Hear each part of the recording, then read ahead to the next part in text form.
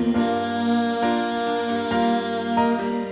nahapit na ang pagbalik niya.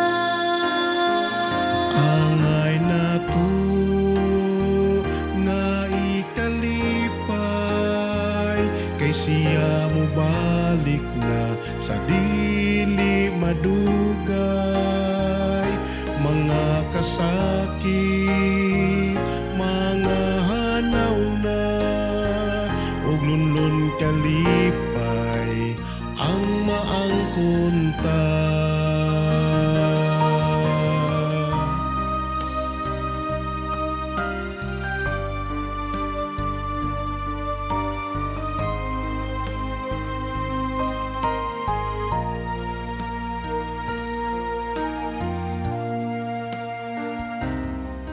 Kung sabay kahadlukan, kung kita lamang andan, o kung gibasa mo ang balaang kasulatan, ayaw nagkatingala. Nining hitabuan, kay kining tanan nahisulat na.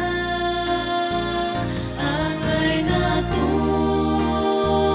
nga ikalipay, kay siya mo balik na sa dili madugay. Mga kasakit, mga hanaw na, ug lunlun kalipay ang maakunta. Kay siya nagsaad sa iyang mga katawhan, nga iyang balikan